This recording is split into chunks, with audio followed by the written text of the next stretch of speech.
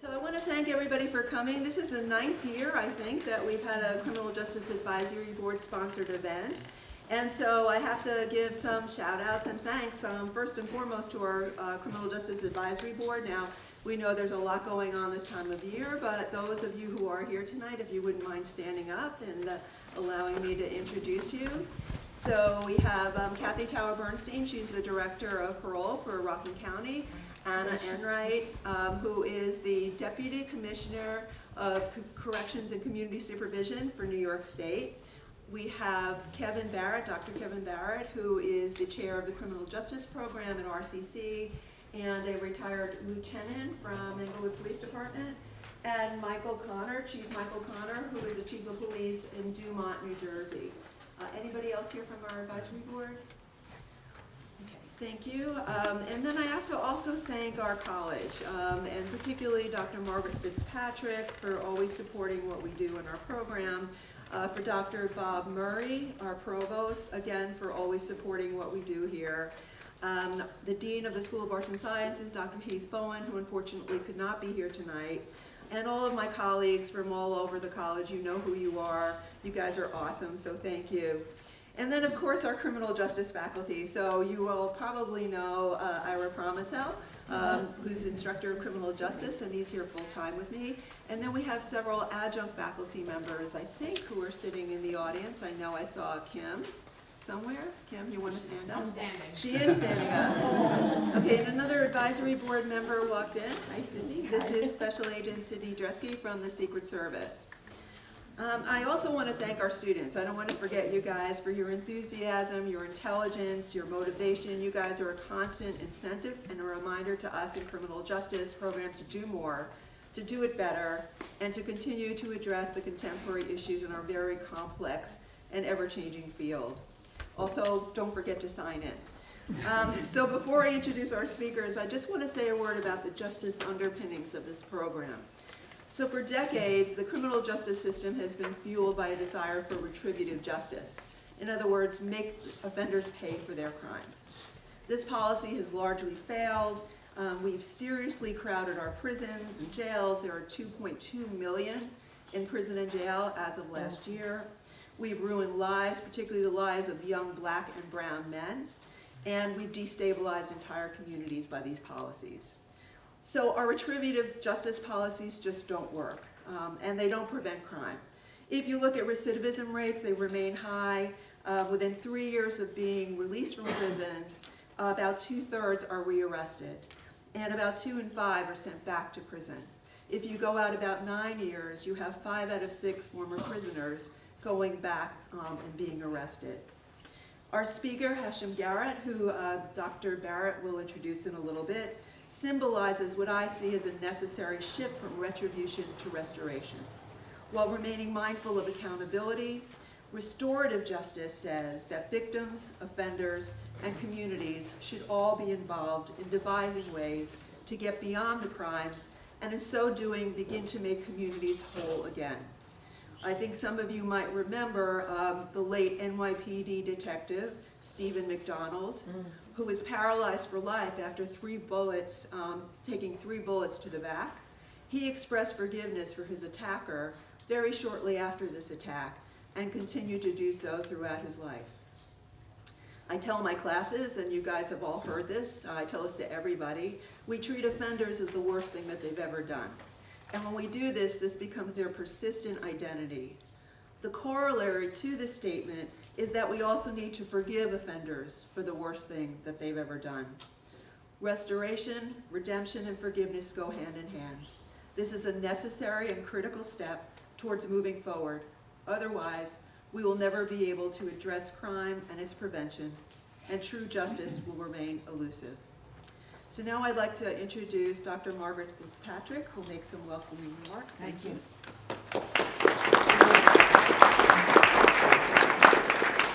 Good evening, everybody. I am so thankful to Dr. Shayet, Professor Promisel, and the work of the Criminal Justice Advisory Board. Your expertise, wisdom, and experience inspire our students to be compassionate leaders in a global society. I am so proud that we are hosting Mr. Garrett, who will be presenting the profound message of the strength in forgiveness and showing mercy. Thank you, Mr. Garrett, for your life story. I can promise you that we align with your values, and I hope that we have the courage to live lives worthy of our callings. I look forward to your message. Thank you very much.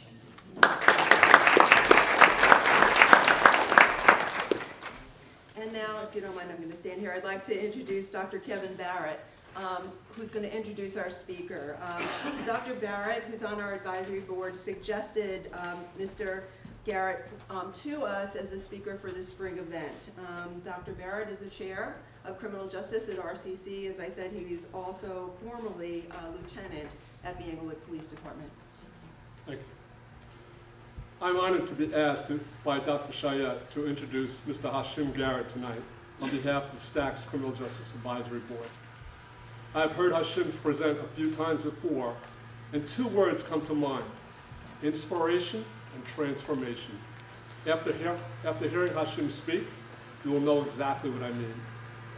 Hashim is the founder and CEO of his consulting firm, Wisdom and Understanding. Forgiveness is the cornerstone on which his company was founded, and he remains committed to by sharing its power with the world. In his own words, forgiveness opens the door to your long-awaited future, once closed by revenge and regret. His passionate message, educating on the causes of conflict and emphasizing the importance of forgiveness as part of the solution, comes from a depth of personal experience. Hashim has not let his paralysis prevent him from leading an active life of remarkable achievements.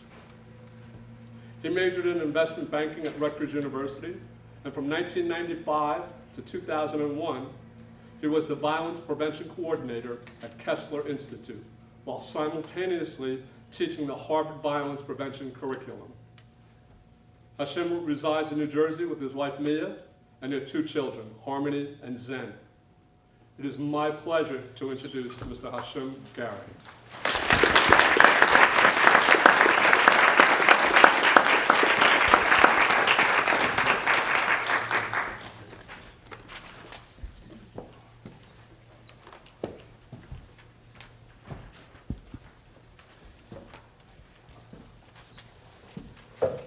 Good evening. Good evening. It's a pleasure to be here. I want to thank Dr. Margaret Fitzpatrick. I want to thank Dr. Chayette. I want to thank Dr. Kevin Barrett for all of the different roles that they played in allowing me to be here. I definitely want to thank the Criminal Justice Advisory Board for the great work that you do. And with no further ado, I give glory to God for allowing me to have this opportunity.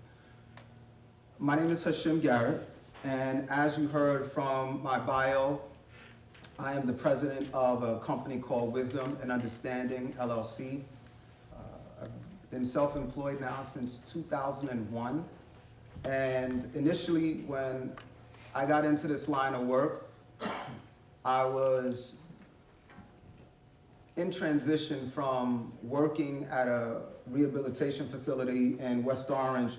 Most notably, some of their patients were the former actor Christopher Reeves, who suffered a spinal cord injury, and some other famous people, but most notably Christopher Reeves. And so while I was working at Kessler Institute, they decided that they wanted to go in another direction. And so for 6 years, I worked there as their violence prevention coordinator, going into schools and talking to students about what causes violence and why did I sustain this spinal cord injury and why was this uptick in spinal cord injuries now in the 90s. And Kessler wanted to kind of get ahead of it. And they wanted to get out into the inner city schools and to educate students about the causes of spinal cord injuries and gun violence. And in 2001, they decided they wanted to go in another direction, but I kind of felt this pull to say, I want to just keep this message going. And that is when I opened up Wisdom and Understanding. So let me kind of rewind. How did I get to Kessler? I asked Kevin to just kind of omit what happened to me. And he says he didn't allow his paralysis, but I wanted to admit why and how did I get paralyzed. Well, I'm originally from New York City, born and raised in Brooklyn. And at the age of 15, I was shot 6 times. 1 bullet struck me in the spine and the other 5 struck me in the legs. So I think I got to rewind again. Well, what happened prior to getting shot? What caused it? What led up to it? What precipitated this terrible act? Well, if I have to rewind it, I would start with my mom and dad separated when I was really young. I'm the only child. My mother was in a relationship with a guy. Now, let me just say this. My mother's a phenomenal person. She's still alive today. My dad is still alive, phenomenal person. But unfortunately, when my mother and father separated, my mom got into a relationship with somebody who was really nice Monday through Thursday. However, Friday night, Saturday night, it was like Dr. Jekyll and Mr. Hyde because he used to drink too much. Really nice guy Monday through Thursday. Friday came payday. It would normally start with just 1 or 2 beers, but then those 1 or 2 beers led to a 6-pack, which led to a 12, and he was just a really ugly person when he consumed too much alcohol. And why I kind of start with that portion of my life is prior to this hellish experience of growing up in a home with alcohol abuse and domestic violence, I really had like a pleasant life. I was a kid around this time of the year. I believed that there was an Easter bunny, even though rabbits don't lay eggs. I didn't think that far into it, right? And I was a kid that you took to the mall, and I sat on Santa's lap, and I poured my heart out about all of the things I wanted. And he was like, okay, kid, and you know, I had a whole line of other kids. But I really had a wonderful experience growing up until my mother's alcoholic boyfriend. And so I would go to school and I would kind of pretend to my teachers that everything was fine. You know, I was kind of raised that what happens in the house stays in the house. And so even though it was this hellish experience on certain weekends, I didn't come to school on Monday and say, hey, the reason why I didn't turn in my homework is because my mother's boyfriend was beating on her and the police came. And back then the laws were a little different in the 80s because as a child, I could remember the boys in blue coming to my door and saying, hey, guy, we're going to put you in the back of the car. They would tell my mom's drunken boyfriend, you gotta like sleep it off. That was the remedy for domestic violence, you know? And so, and what made it worse, what made matters worse is we lived in a 4-story walk-up apartment building. We lived on the 4th floor, and my mother's boyfriend lived on the 3rd floor. So this was like a really hellish experience because when they would come to our house, they would say, okay, where does he live? We're gonna drive him somewhere. And we would tell him, he lives downstairs. And I'm 8 and 9 years old, and I can hear the police saying, well, you guys are up Ish Creek. Because when we take him somewhere, he has to come back home, and the chances are he's gonna bang on the door again, and chances are when you call us, we're not coming back. And I was like, wow. And I remember hating my mother's boyfriend with a real passion. I remember him banging on the door for hours on end, talking about if you don't let me in, I'm gonna kill you. And if you don't let me in tomorrow when I see you, I'm gonna kill you. And that was my experience. But something came from that. I began to pray as a little kid. Because my mother was the kind of mom who would tell you before you go to bed, you have to get on your knees, you gotta say your prayers. Now I'll lay me down to sleep, I pray the Lord my soul to keep. I don't really teach my kids that prayer anymore, I gotta work on this. But that was my mom. Get on your knees and say your prayers before you go to bed. And so when I couldn't take the banging anymore, this guy banging on the door, I can recall being 8 and 9 years old, because that was the slice of my life when this was all happening. I can recall being in my room, closing the door, and just praying and say, dear God, please let him stop banging on the door in Jesus Christ's name, please. And no lie, when I would get to the end of the prayer, the banging would stop. And I was like, oh wow, this is crazy. This prayer thing, what is this? And I was 8 or 9 years old, but there was just a little seed planted. He's real. Well, fast forward. Mom got out of that toxic relationship, but something did happen. The seed of hate was starting to be planted because I hated my mother's boyfriend with a passion. I was her only child. I was the man of the house, right? 8, 9 years old. My job is to go to school, protect mommy, and I can't do this. And I really hated him. But I also had this list of people that I began to have on my hate list. And so mom's boyfriend, and who do you think was underneath mom's boyfriend? My dad. I'd call my dad up sometimes and say, hey dad, mom's boyfriend is abusive and he's yelling and he does. And my dad would say, is he hitting you? No, Dad, he's not hitting me. Well, I can't really do anything about that unless he touches you. If he touches you, you let me know and I'll. But Dad, you don't understand. He's what he did to moms the other night. Hashim, I can't get involved. And I couldn't understand the dynamics of why Dad won't save the day. But I know he was on that list. And I remember hanging up the phone and saying, you're a coward. You don't care. You don't love me. And then somewhere down the line of that list became friends. There's kids I went to school with because I was sitting in school and the kids, I'd come to school on Monday and I was all stressed out over the weekend and I had some kid tapping my chair all day and spitballs and playing too much. And I was like, I don't like you either. You on my list. I couldn't stand you. And I had this list. And somewhere down on that list was my mother. That's the weird thing about once you start it. And I loved her. I loved her with a passion. But somehow she got on that list. So I was like, I can't stand you. You get on my nerves. You're always talking about go to school. You're always talking about this. And I was at that teenage stage where I guess anything she said just got under my skin. Well, time went on. Moms got out of that toxic relationship. And now I'm about 12 years old. And I began to hang around the kids in my neighborhood. And I'm trying to find myself. I want to be a part of something. Some kids do track. Some kids join the football team. Some kids join the band. Some kids join. I was on the Boy Scouts who tried different things. Well, I wanted to try my hands at that gang lifestyle. I wanted to try my hands at it. I just wanted to see what that was about. Because they seemed like the cool kids. Nobody bothered them. I didn't think those are the kids that if somebody was getting picked on, they didn't get picked on. They were doing the picking on. And so I was being bullied at home. So I said, I want to kind of associate with that group. It seemed like they've got it all together. And so little did I know, I joined this gang with these kids. I was in the 6th grade. And one thing, no one ever told me that once you got into the gang, the easy part was getting in, but the hard part was getting out. They didn't tell me that part when I signed my name up on the dotted line. Had I joined the football team and I told the coach, I can't run in the scrimmages and I can't do those workouts, the coach would have said, you can leave. If I would have joined band, the coach, I don't want to do the saxophone anymore. I'm tired of carrying this alto saxophone. The band teacher would have said you can leave. But I didn't realize once you join this gang, it's hard to get out. Because these kids, they know where you live. And even if the so-called friends of mine said that I could get out, the kids that I had beat up, they weren't going to let me out that easy. Because I had done dirt to their friends, and I had got into fights, and I had jumped their friends, and my friends hurt them. And so if I walk down a block and say, hey, guys, I'm no longer in the gang, they go, well, we don't care. We're still going to beat you up. We're still going to shoot you. We're still going to kill you. So it was like a catch-22.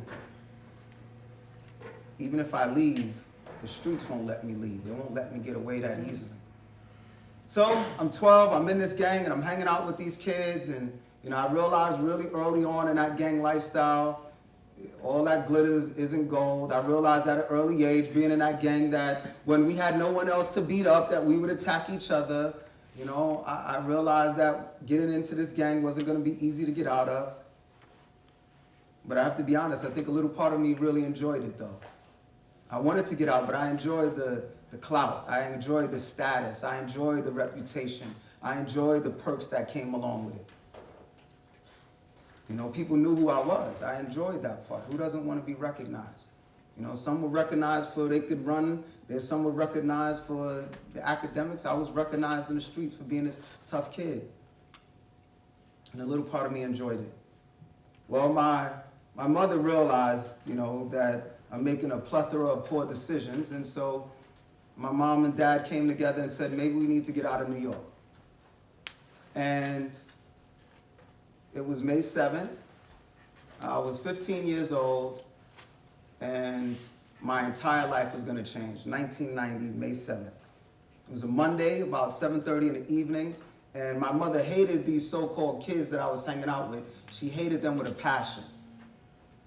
I was 15, they were like 19 and 20.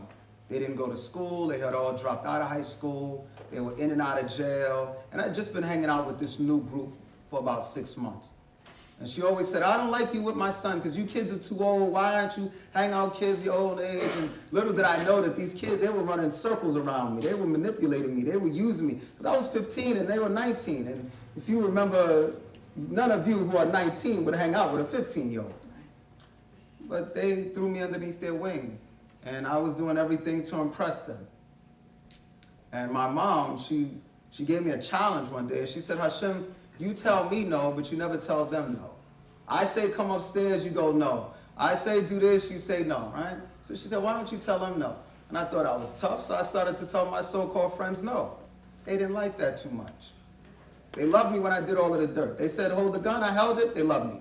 They said there goes the kids that we don't like, squeeze the trigger, I did it, they loved me. They said let's rob the store, I did it, they loved me. They loved me as long as I continued to do all of the things they wanted me to do. The moment that I began to tell them no, everything began to change.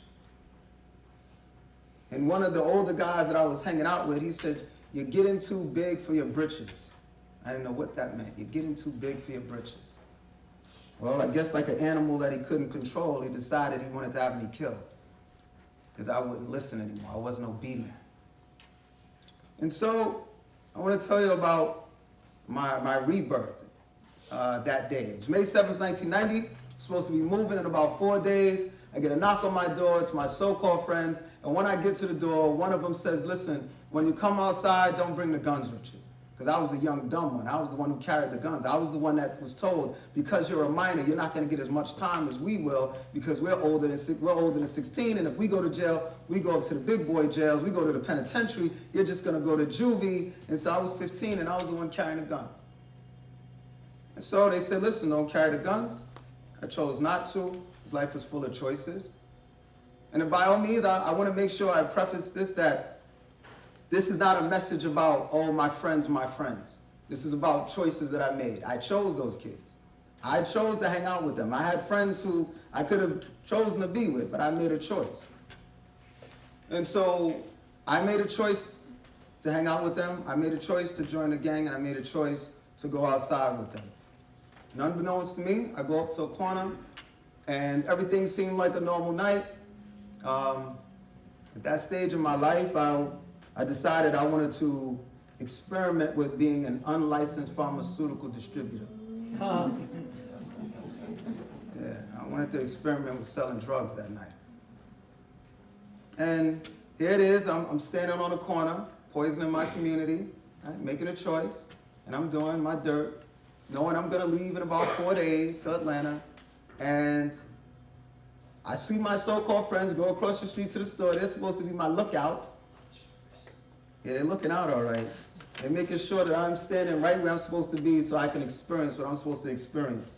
So as I'm standing on the corner, all of a sudden a kid walks past me. No words exchanged. I don't know him. He doesn't know me. And he sees what I'm doing standing on this corner. And before I know it, this kid pulls out a submachine gun and he begins to shoot at me. When I see him shooting, I take off and I'm running. And as I'm running, I look over my shoulder to see how close this kid was as he's shooting, and I can hear the gunfire. And I look over my shoulder, and when I look over my shoulder, I see the kid is pointing the gun directly at me. I continue to run, and as I'm running, I remember thinking about which way I should run. And I remember thinking I should zigzag, and I should get close to the wall, because I'd been shot at before, and when you get shot, some of these older guys, they teach you what to do when you're getting shot. And so they say, get low, if you're near a wall, hug the wall. So all of these things I had been taught, just like the things they taught me. If you ever go to jail, this is what you do when you enter into jail, and all of the things I've been taught. And so as I'm running, I'm thinking about what I'm supposed to do. This little voice was saying, you're gonna get shot now. And I'll never forget running and wondering, why are my jeans making this weird movement? I'm looking down at my jeans and I'm running really fast. And as I'm looking at my jeans make this weird movement, all of a sudden, something hard hit me in the back.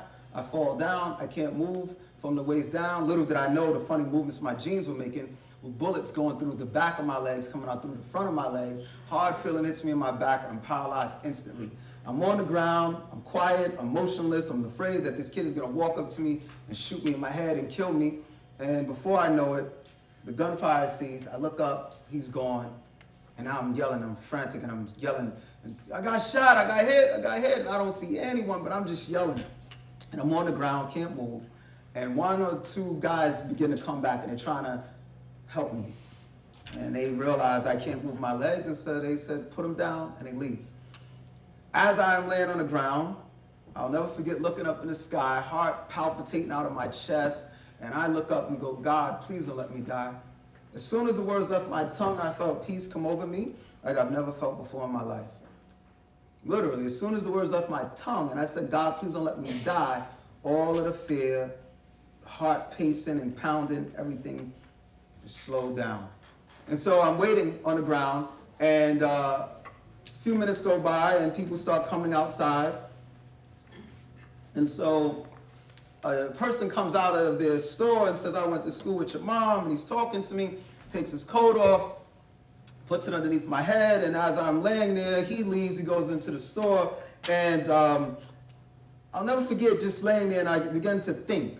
You know, a few minutes go by, 5, 10 minutes. Most people don't know, if a person is shot in America by law, first the police come.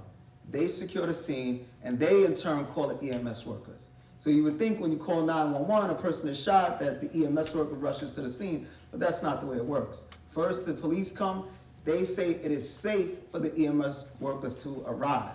And so I'm waiting and waiting. I was shot 6 times, every bullet that went into my body also exited. So I'm bleeding out of 12 holes. And as I'm losing all of this blood and I'm in and out of consciousness, the only thing that I remember thinking about was my mother.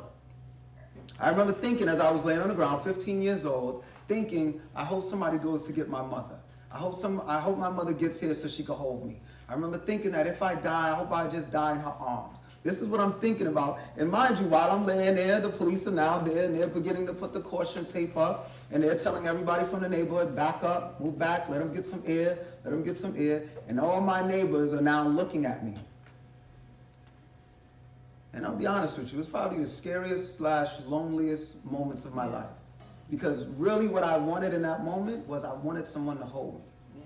Because I was looking at all of the girls and the guys, and they were all behind the tape, and I could hear the girls going, oh my gosh, he's dying. Oh my gosh, he's dying. And they're looking at me, and if I didn't know how bad I was, I could hear their voice, and I was like, oh, I must be in bad shape. Because they keep saying I'm dying. And I began to exsanguinate. And exsanguinate is just a fancy term for bleeding to death. The first thing that goes as you begin to hemorrhage too much is your eyesight goes. You can't see that well anymore.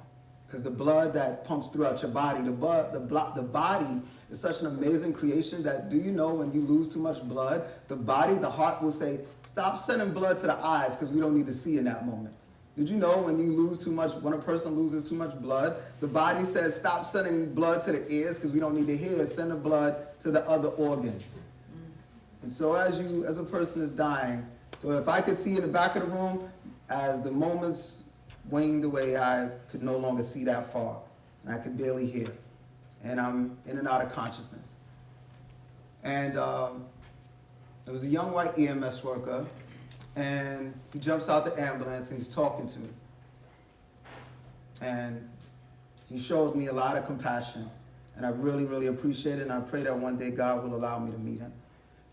So this young white EMS worker, he jumps out the ambulance and he goes, what's wrong? I said, I can't move my legs. He says, don't worry, I'm gonna get you to the hospital. He continues to talk, he goes through his bag of equipment, and I remember tapping him and saying, I'm having a hard time breathing. Don't worry, I'm gonna give you some oxygen. He gives me the oxygen, he's talking to me, and he says, now what I need you to do is lift your neck up a little bit. I need to put this brace around your neck. Now I'm gonna roll you onto this hard board. That board is gonna go to a stretcher. Just stay with me, buddy. Don't go to sleep, just stay with me, buddy. He kept calling me buddy. You know, white guys love to call you buddy. Come on, buddy. Stay with me, buddy. Stay with me, kiddo. Stay with me, buddy. And I was just, okay, and he's talking to me, and and I'm connected. It's me and him. And he's like, all right, you with me? And I'm like, yeah. And he's like, just talk, look at me. He's like, don't worry about them. It's just me and you. Just talk to me. All right? And I got this mask on my face. How you feel? I'm okay. And now he's putting me into the back of the ambulance. And I remember just kept thinking about my mom. And so as we're going into the ambulance, the jolt from the stretcher, when it collapses, the stretcher, the wheels automatically come up and you go into the ambulance. And the jolt from the stretcher opened my eyes, and I noticed that the EMS workers at some point had removed my sneakers, and I had brand new white socks on. As I'm going to the ambulance, the EMS workers are closing the doors. One jumps in with me, the driver's in, and we're taking off, and I can hear the sirens. And I'll never forget putting my head down on the stretcher and just thinking, when I see these white socks, my mom's gonna be proud of me. I got clean socks on. She's gonna be proud of me. I don't know what it is about mothers telling children, wear clean underwear, wear clean socks, because you never know what's gonna happen to you. So when I saw those socks, I was like, all right, Ma, I did something right today. And so they're rushing me to the hospital. This young white EMS worker's talking, and he's saying, what's your name? What's your telephone number? What school do you go to? What's this? And just talk to me. And as he's talking, I remember just getting really, really sleepy, and all I wanted to do was just close my eyes. And he kept peppering in the midst of the questions.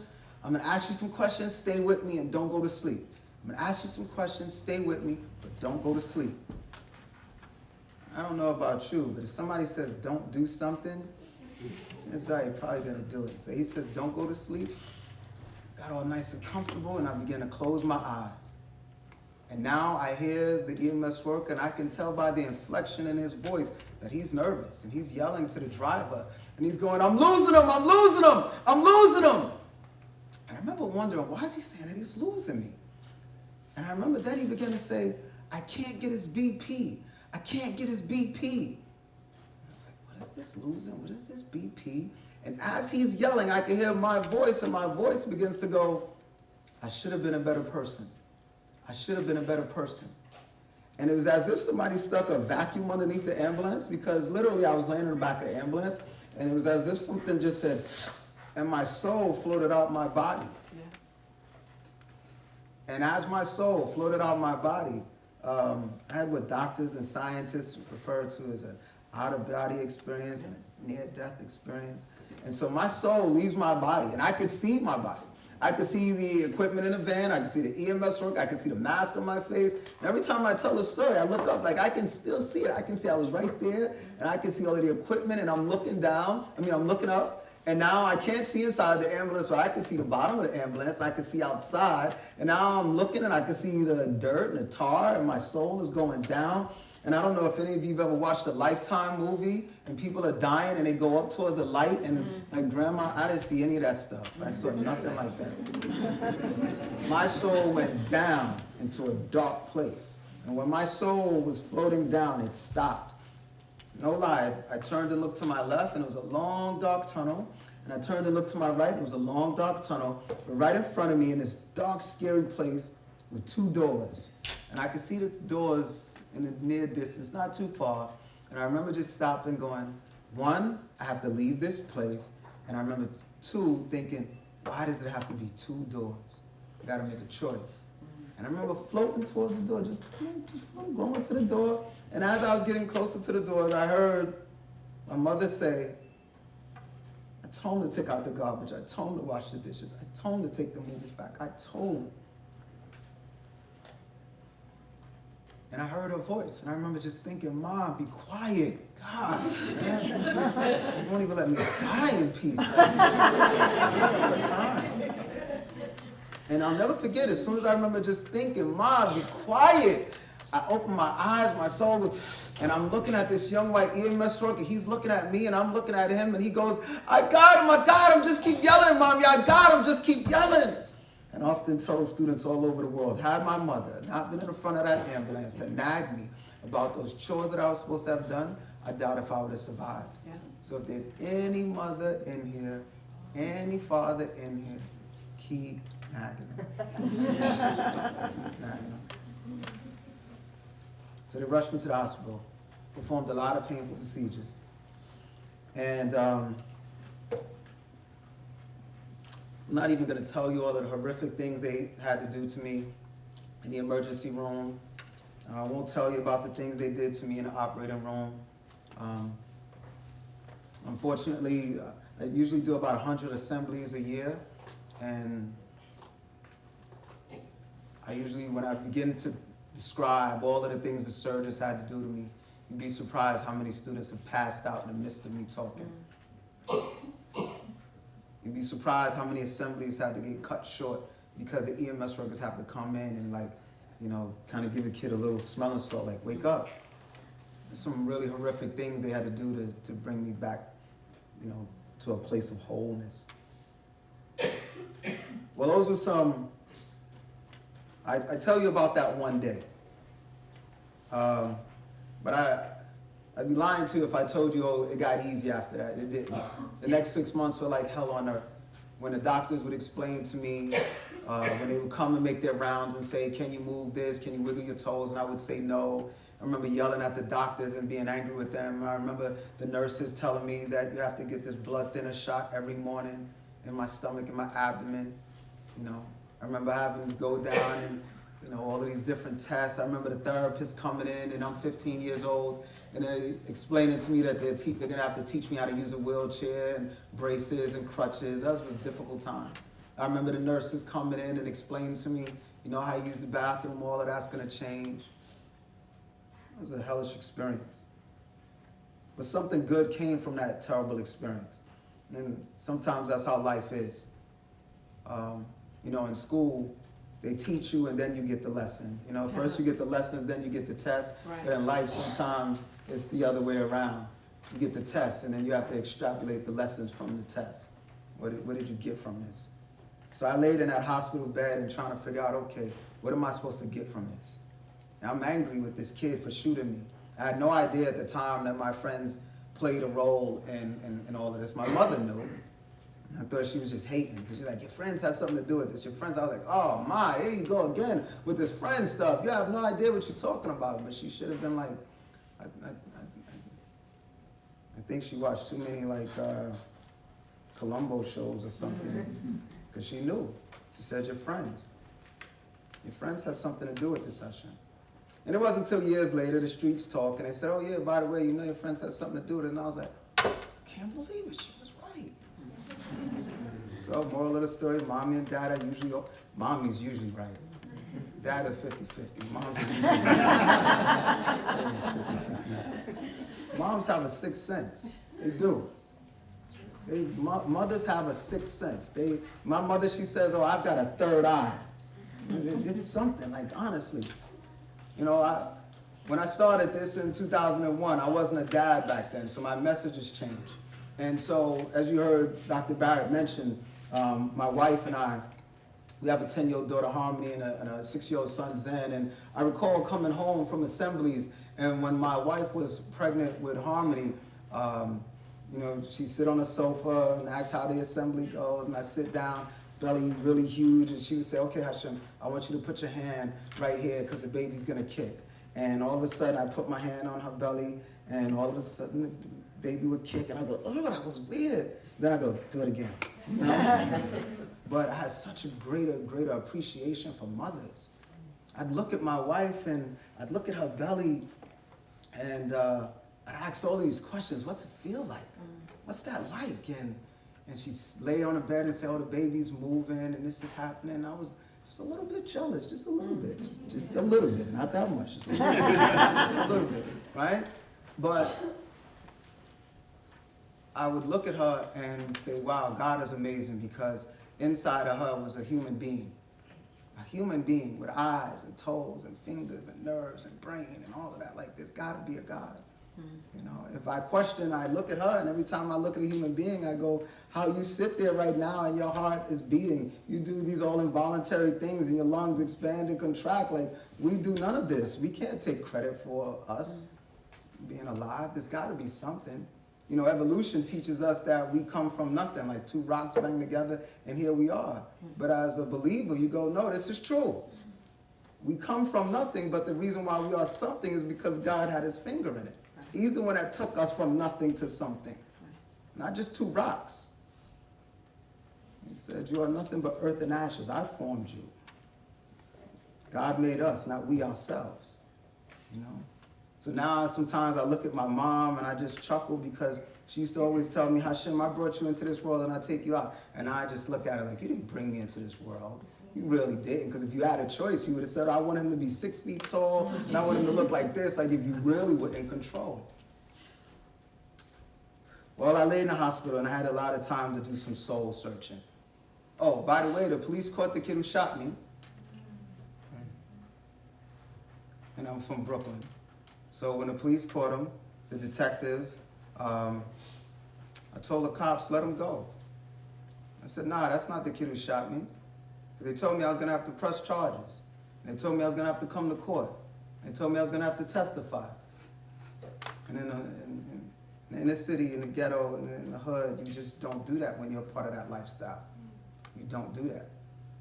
You don't. And I chose not to press charges. Because I was concerned about impressing my so-called friends. The kid was released from jail on a Monday, and about 3 days later, I get a phone call while I'm laying in that same hospital, and some kids that I knew, they called me and said, "You'll never believe what happened last night. The kid who shot and paralyzed you, he shot and paralyzed somebody else last night." I couldn't believe it. I needed them to repeat that again for me, because I really wanted them to say that, I really prayed that they didn't say the word paralysis. I said, "No, he's paralyzed just like you." And I remember hanging up the phone and saying, "Okay, I'm done. I'm done with this lifestyle. I'm done." Because I still had a little bit of ounce of that toughness in me. I still had a little ounce of that revenge and that hatred. And I wanted the eye for an eye. And I wanted him to feel my pain. I thought about, when I laid in that hospital, about how I was going to hurt his family members. I thought about how I was going to hurt him if he had a girlfriend and his friends. Because, you know, this is the one thing about violence that most kids don't realize, that when you do dirt, this dirt doesn't just affect you. It affects any and everybody that you love. There's stories of kids that I've worked with in Newark, New Jersey, where a kid was in a gang. He's 15 and 14 years old, and this was in the paper. A kid is 14 years old. He's walking down a block, and his ops, his enemies, they see him walking down a block with his mother. And they say, "Oh, it's perfect time." And they start shooting at the kid. Because, you know, in this game, in this lifestyle, there's no time out. You know, it's like, oh, you're walking down the block with your mother, I'll kill you later. Oh, you're taking your little sister to the school, I'll kill you later. No, there's no time out. And so they see the kid walking down the block with his mother, and those kids start shooting at him, and he takes off, and guess who's hit and killed? His mother.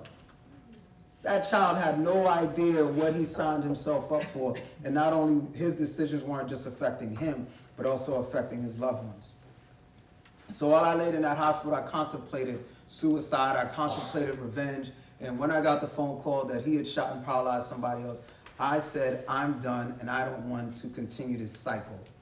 And the cops told me, when they left my room, they said, "We know what you're going to do. You and your friends are going to shoot and kill him and his friends are going to shoot and kill, and you guys are just going to keep this cycle going." And if you've ever watched Charlie Brown, literally, as they were talking, all I heard was womp, womp, womp, womp, womp, womp, womp, womp. Because I couldn't see or hear anything. All I was waiting for was the day they were going to discharge me out this hospital so I could kill him. I could kill him, that's all. And I wasn't like joking. I meant it. And this wasn't figuratively speaking. I thought about how I was going to do it to him. But my mother, one day, she came in. I was in the hospital for about 6 months, and my mother came in, and she brought this book in, and this big, heavy book, and she said, "Hashim, you should really read this book." And I began to read this book, and some of the words just kind of like jumped off the page. I had nothing but time on my hand. I remember laying in that hospital bed, and there used to be this TV show called MASH, and I had to watch the show.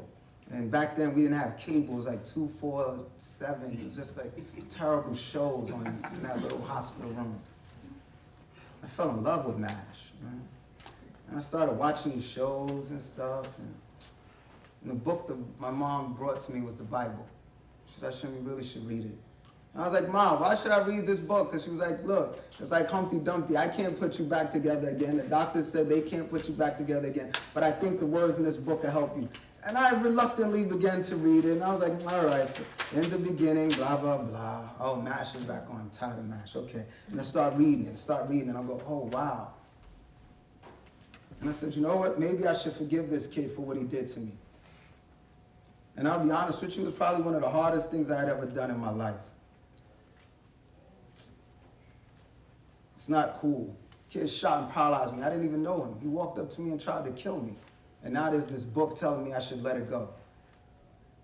You understand? Like, I'm never going to walk again without the assistance of crutches and braces. And there's a book telling me let it go. And I gotta go back to Brooklyn in a wheelchair, and all these kids, the last time they saw me, I was running around with gold teeth in my mouth and jewelry all over the place and a pocket full of money. And I gotta go back to my hood and tell these kids, yo, yeah, the kid that shot me, yeah, I gotta forgive him, because this book told me to do it. Forgiving him. So I guess God said, I'll make it easy for you. And how he made it easy for me is I had this Jewish doctor. Her name was Dr. Judy Gold. I was a patient at NYU on 34th Street and 1st Avenue. And Dr. Judy Gold, she told my parents, she said, okay, it's time to discharge my patient. Where's he gonna go to? And my parents said, oh, well, we were gonna move to Atlanta, Georgia, but that didn't pan out because he was shot 3 days before. And so he's gonna go back to Brooklyn. And so Dr. Judy Gold said, what part of Brooklyn? Oh, the Bushwick Bed-Stuy area. Dr. Gold said, is it a house? No, he lives on the 4th floor and he's gonna have to, you know, so, is there an elevator? No. So Dr. Gold said, I don't think that's the best place. I don't want my patient to go back into a 4-story walk-up. He needs to be independent to move on with his life. And so my dad, he steps up and says, oh, don't worry about it. I got an apartment in the projects. And I think Dr. Gold almost bust a gut laughing. She was like, no, my patient's not moving to the projects. Now I need you to understand, it's Dr. Judy Gold, the Jewish doctor. She says my patient can't go back to Brooklyn. Dr. Judy Gold, she tells my parents, find another place for him to live. And so my parents choose another location, and Dr. Judy Gold, she goes, I don't like that location, find another place. And so my parents say, what about New Jersey? We're not from New Jersey. We found a place right outside the Harlem Tunnel called Jersey City. Dr. Gold goes, I don't like Jersey City, go find another place. True story. My parents said, okay, there's a town next to Jersey City, it's called Bayonne. How does that sound? Dr. Gold, before Google, she says, I'll do some research and I'll get back with you. Dr. Gold says, Bayonne sounds like a good place. My patient could go home there. You realize that if Dr. Gold did not say he can't go to this environment, I wouldn't be who I am today. See, there's an old saying that it takes a village to raise a child, right? Right. But what I learned is, what if the village is toxic? It's not a good place for a child to grow up. And Dr. Gold, she put her foot down and she said, my patient can't go back there. See, I didn't get here by myself.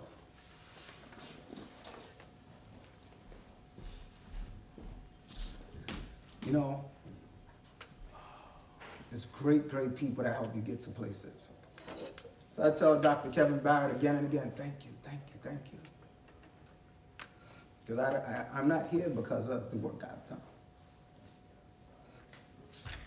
We live in a society that tells you I'm black and my loyalty should be to black people. Or I'm disabled, so my loyalty should be to disabled, like, you know. But that book, it told me that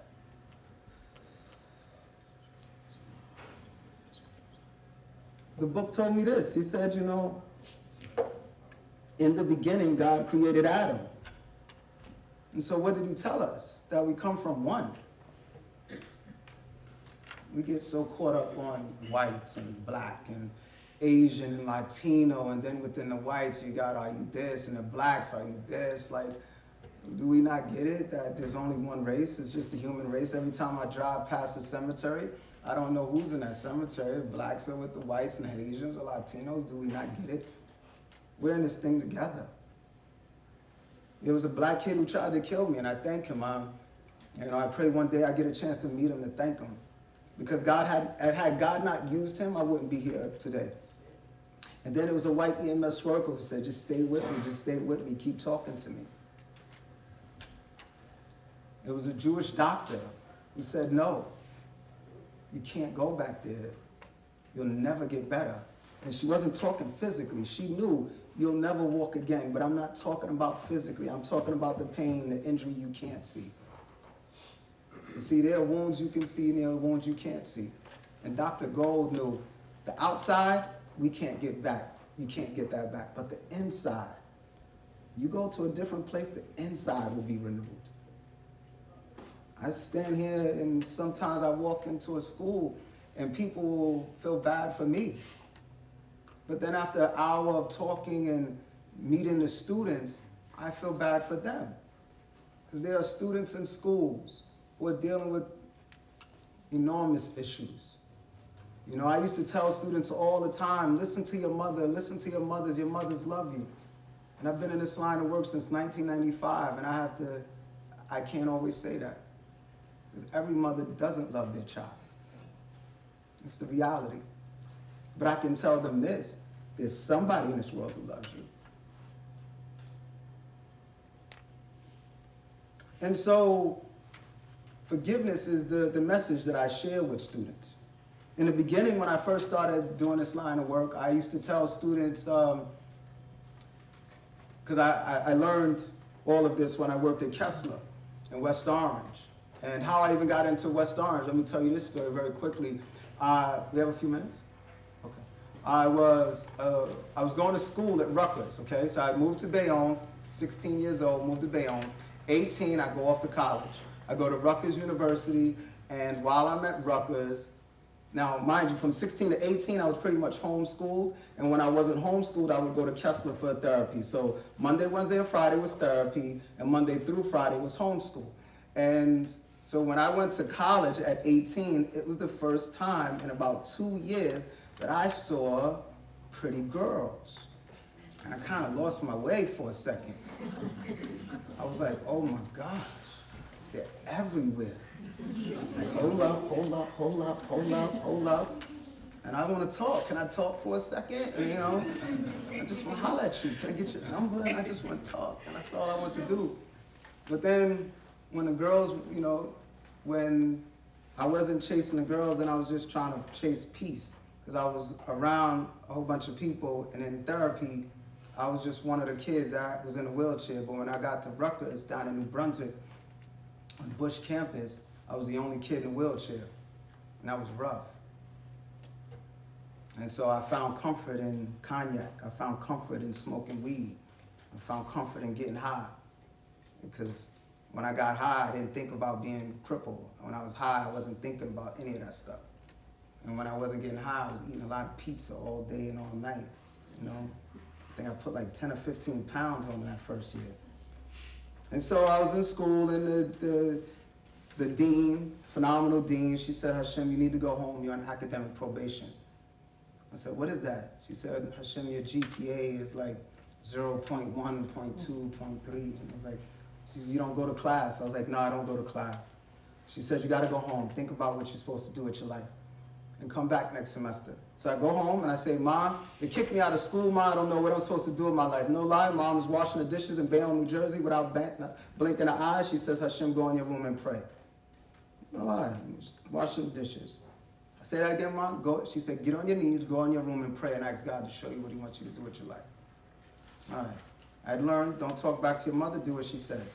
I go in my room, I close the door. It is March 5th, 1995. I get on my knees and I say, God, I need you to show me what you want me to do. I am ruining my life. I'm doing all of these terrible things. I'm confessing my sins before you, God. I need your help. I get off my knees. The very next day, I get a phone call from somebody at Kessler. The next day, I get a phone call from someone at Kessler Institute, and they said, would you like to come talk to children in the inner city schools? I said, how'd you get my number? And they said, we got your number from one of your former therapists. And my next question was, are you gonna pay me? They said, we'll pay you $50 a day. I said, I'll do it. And I went out into a school and I began talking to students, and they said, we need to fly you out to Boston. We're gonna train you in this Harvard violence prevention curriculum. There was an African-American doctor who looked at violence in the mid-'80s, and she said violence is a health epidemic in the '80s. Gun violence is a health epidemic. She said, just like you can go into a school and you can ask students what causes HIV and AIDS, and almost any child can tell you unprotected sex, sharing needles, things of that nature, blood transfusion. If I go into a school and I ask students in any school in America, what is the cause of homicide? Students will go, I don't know. Gambling, drug, they don't know. And so they said, Hashim, what we want to do is we want to educate you so you can go into the schools and talk to students. And I began to go into schools and share some of this information. Number one is this. We typically tell children, be careful of strangers, right? When they're really young. First going off to school, stranger danger. Don't get in the car with strangers, don't eat candy from strangers, stranger danger. But then what happens? Somewhere in middle school, we begin to tell students, be careful of the friends that you hang out with. I don't like those friends you with. right? The message changes, right? Because parents, adults, we're constantly in protection mode. You protect your kid from falling down a flight of stairs. You protect them from running the house with scissors and sharp objects. Then when they get to a certain stage, you say stranger danger. And then when they get to middle school, you say be careful of those boys and those girls with the drugs and the sex and the gangs and the violence. But what happens is kids, when they're in the 7th and 8th grade, when they're adults in their lives who love them, start telling them, I don't like your friends. All kids hear is, you don't want me to have any friends. See, you're just, and kids don't quite make that connection. And so what I do is I come to schools and I share with students this. Number one fact, according to the FBI Uniform Crime Reports, the majority of people in America that are killed by somebody that they know. According to the FBI Uniform Crime Reports. Whites are killed by whites, blacks are killed by blacks, Asians are typically killed by Asians, Latinos are killed by Latinos. The chances are extremely great that if a person is killed, they will be killed by somebody that is within their own race, and it's usually somebody that they know. I remember a few weeks ago when I heard the terrible news about this awesome young rapper out in Cali, Nipsey Hussle, when he was killed. And the first thing I heard, when I heard he was killed, I could tell you immediately, before I went on my social media timeline, I could tell you he was killed by somebody he knew, within his own race. I could tell you. This is the way violence works. And so not only would I tell them, okay, yes, I want you to be careful of strangers, but I also want you to be very cognizant of the people that you surround yourself with. I know kids that are blood, and they think that they should worry about Crips, and Crips that should worry about Bloods. But what I tell them all the time is if you're blood, you should worry about the Bloods that you hang out with. If you're Crips, you should worry about the Crips you hang out with. Here's a perfect example. Nipsey Hussle was Crip, and he was killed by who? Another Crip. I know guys that were in the mob. You meet a lot of guys in the hospitals. Right? And I met a guy who was in the mafia, shot 21 times. No lie. Shot 21 times in one of these crime families. And him and I became really good friends. And when I got to talk with Mike, I said, Mike, who shot you? My friend. You know, it's the friends, man. But then as I began to go back to that book that my mother gave me, I remember reading this story. They say the first person that was ever killed in this world was Cain slew Abel. Friends knowing and family members killing each other. The first murder wasn't between two nations. It was between one jealous brother killing another brother. And when he was asked, he said, am I my brother's keeper? And so I began to talk to students and share with them, listen, I want you to be very, very careful about joining a gang. It's easy to get into, it's hard to get out of. One thing I learned from being in a gang myself is that all of those kids that are in the gang, at the core, they're just kids. Now, I was in a gang. I can tell you, every bad, quote-unquote, bad kid was a kid dealing with some trauma in their home. So mine was an alcoholic stepfather. Another kid was a mom who was strung out on drugs. There was another kid whose dad was in jail. And it's no excuse, but I want you to understand that 99% of the kids that are in gangs are coming from something trouble. There's always that small percentage who want to fit in. There's always that small percentage who just want to be down. But 99% of the time, the factors at home are playing a major role as to why this kid is in this lifestyle. And I can tell you this, that the majority of kids that join it, they want to get out, but they just don't know how to get out of it. They really do want to get out. They'll put up a facade and they'll act tough and they've got the tattoos. And the times that they really start thinking too hard about it, then they just start using drugs because it's a lot easier to just escape than to try to really deal with the issue. So when I get a chance to talk to students, I let them know, yeah, there's a way. And they go, all right, Mr. Garrett, so how do I get out the gang? Because it's not impossible. There is a way. So this is what you do. If your gang members meet up every day at 3 o'clock, then you find something to do with that time. And you tell them, listen, I got this new job that I'm going to go to. And what I want to do is when I get this new job, I'm going to take some of that money and I'm going to pay y'all. I'll help y'all. And the kids go, huh? I don't understand that. And what I basically want them to understand is this. Brain over brawn will get you out of this situation. You can't fight your way out of this situation. You have to outthink your own gang members. You have to encourage them. You have to show them there's a different way. Because they want to get out, but it's like Moses. They need somebody to show them the way. And so we begin to have these kind of conversations. Yes, it's not impossible. You have to make your mind up. So talk to them about third-party killings. Third-party killings is this. Here's a scenario. A boy sees a girl. Right? A boy sees a girl, and all of a sudden the boy says, hey, you're really pretty. And the girl goes, I don't want to talk to you. The boy and the girl get into an argument. The girl in turn, she goes to get her friend, cousin, uncle. Third party comes to kill the boy. Third party killings mean two people have a conversation, two people have an argument, third parties get involved. And it's not always killing. Sometimes in schools, as kids getting jumped. Two people had an argument. Next thing you know, they go tell another friend, and now somebody's getting jumped. And so we talk about this, and then we start to talk about, well, what causes homicides? There are three things that play a major role in murders, according to Harvard University. Arguments, alcohol, weapons. Those are the three things usually involved in most murders. Prior to one person killing another person, typically there's an argument that precipitated that murder. What the argument is going to be about, I don't know. So what I like to tell students and tell anybody listening is this: your mouth gets you into a lot of trouble. How about you use your mouth to get you out of trouble?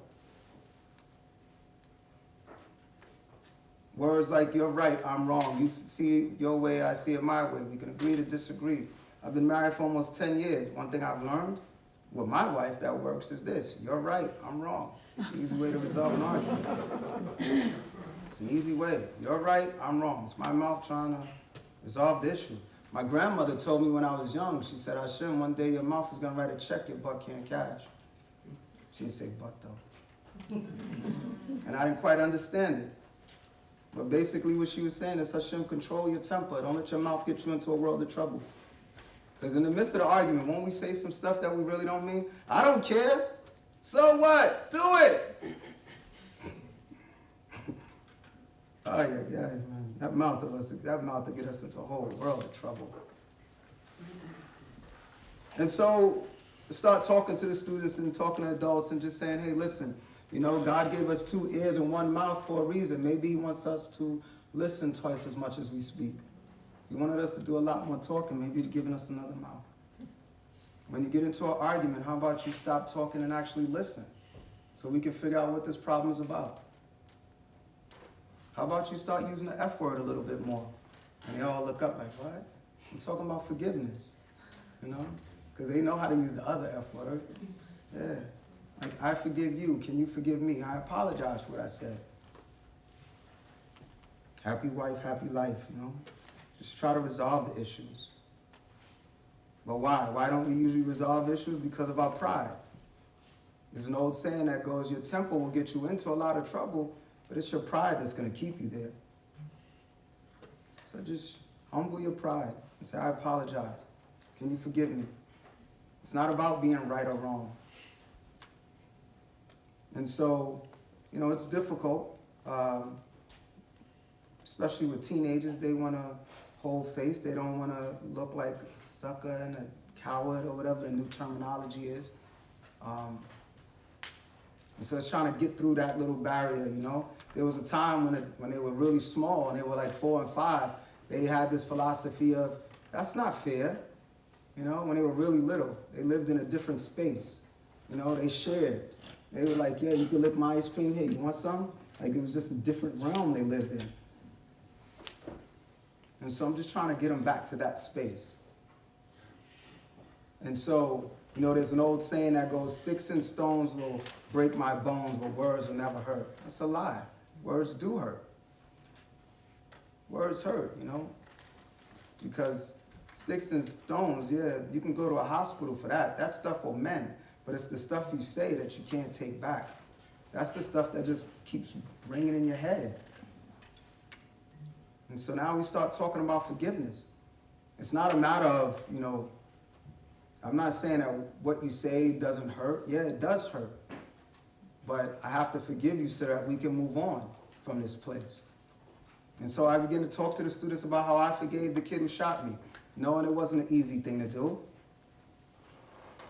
What I learned about forgiveness is this. I did not forgive him so he could have a better life. I forgave him so that I could move on. When I say I forgave him, the reality is I am still forgiving him. The reality is I'm really forgiving myself. I knew right from wrong and I chose to do wrong. And so for the rest of my natural life, I am constantly reminded of the poor things that I've done. And so, you know, as it says, to err is human, but to forgive is divine. There's this misconception that you should learn how to forgive and forget. but forgetting is not possible. Forgetting is not a choice. Forgiveness is a choice. You can choose to forgive, and you can choose to hold on to a grudge. You can. Consciously or subconsciously. You can choose to let it go. But the reality is this. This is the thing about forgiveness. It's something that you have to continue to do. I would love to say, well, I forgave the kid and I moved on. No, it doesn't quite work that way. I'm still forgiving him. Every time that I take a step and my leg hurts with this brace and all of that, I have to keep forgiving him. I'll let it go, let it go.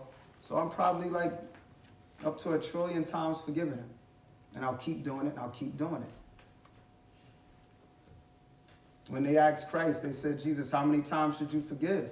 And he said, you should forgive 70 times 7. Just keep on forgiving. Martin Luther King says, forgiveness is not an occasional act, it's a permanent attitude. These are people that I look up to. The Martin Luther Kings, the Mahatma Gandhi, who said nonviolence, it is not for cowards, it's for the brave and courageous.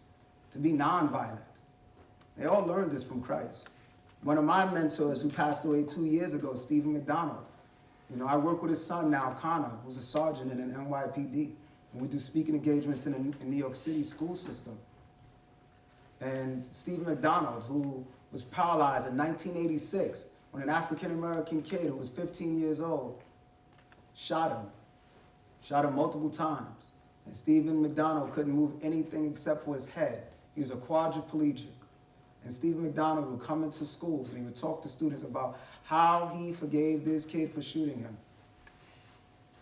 And Stephen McDonald had a ventilator on the back of his wheelchair, paralyzed for 30 years, and couldn't move anything except for his head.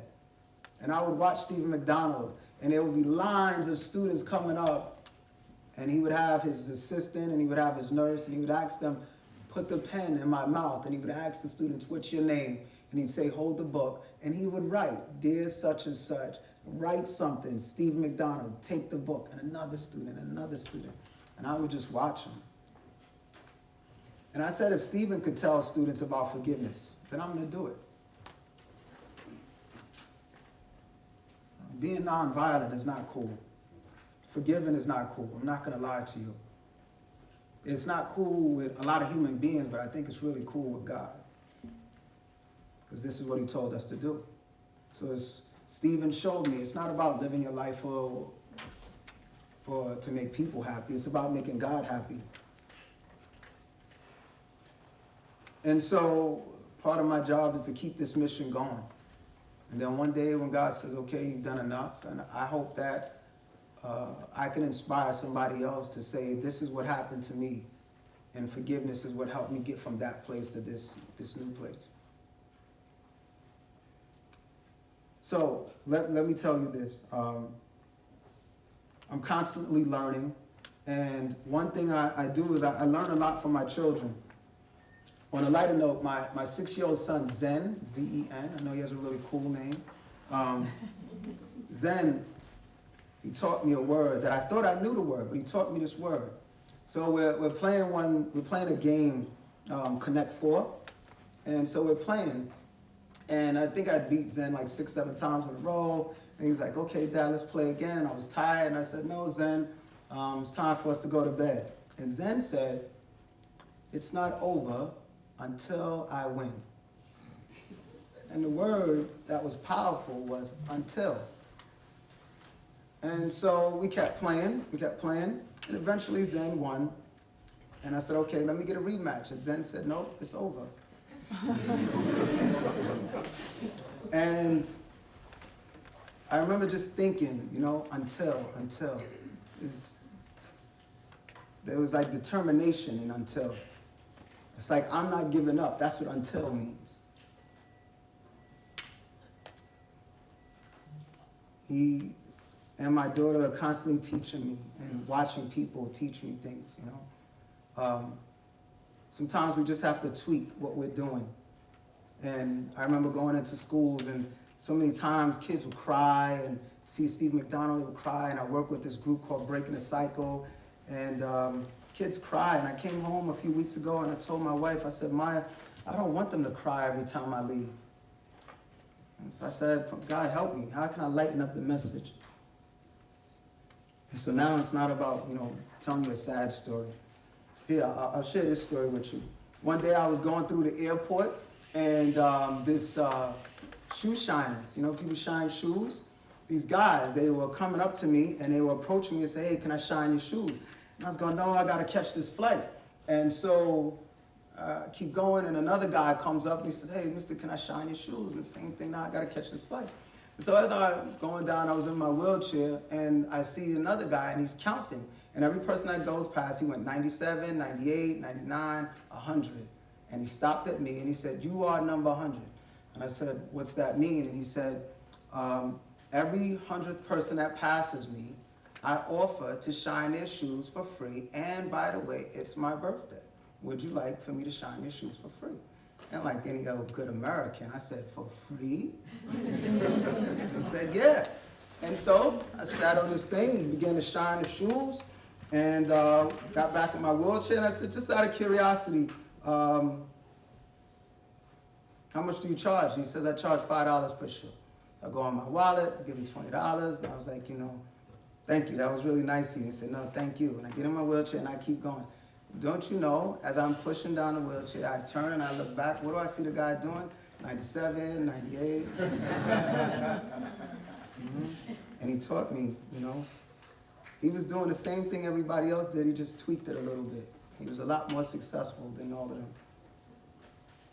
I just want you all to realize is that make a little change in your life and you'll be surprised where it could take you. You want to have a healthier life, but they say an apple a day will keep the doctor away. It may not mean much to somebody else because we can't change our lives overnight, but we can do little things that can just change the direction.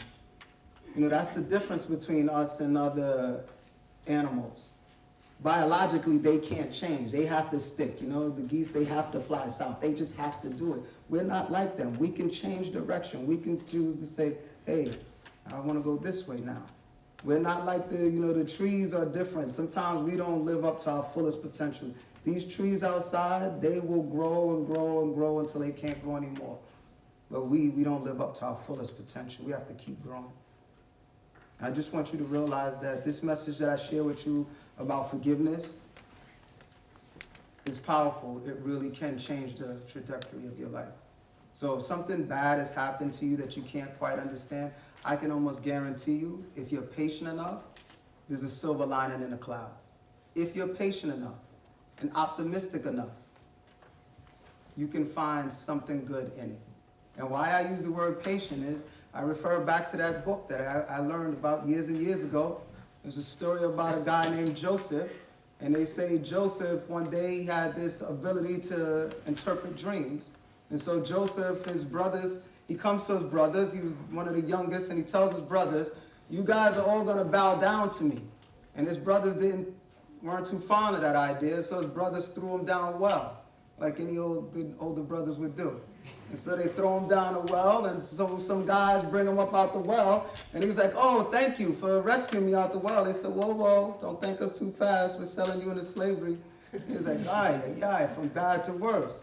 And so long story short, he goes to jail, I'm speeding the story up, but while he's in jail, serving the Pharaoh, the king of the world, the Pharaoh has these dreams. And while he was in jail, he was able to tell the other inmates, yo, this is what your dream means, this is what your dream means. And he said, please, if you ever get free, when you get a chance to get up to the king, tell him I have this ability, tell him who I am.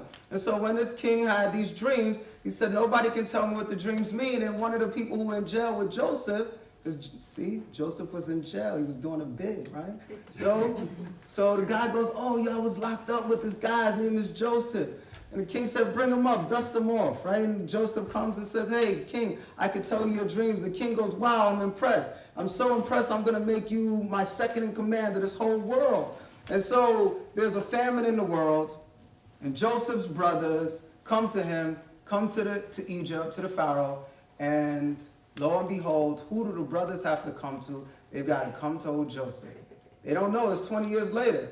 And they're now bowing down to this gentleman, saying, we're hungry, we need food, can you please bless us? And when Joseph realizes, wow, look at this, my brothers are bowing down to me, like I saw in this dream 20 years ago. They stand up, Joseph says, "It is I, your brother, who you threw in the well over 2 decades ago." They all gasp and they're like, "I know you must be angry with us. You're going to kill us." And Joseph hugs them and cries and says, "Had you not thrown me down that well, I wouldn't be where I am today." Yeah. Whatever has happened to you, I've learned it's not happening to you, it's happening for you. Yeah. There's an old saying that God doesn't give you any more than you can handle. I say, no, it's not true. He gives you more than you can handle, so you have to call on him. It's not happening to you, it's happening for you. So what happened was for me. Thank you for allowing me to come here this afternoon, this evening, and talk to you. And thank you again, everybody who invited me. Thank you.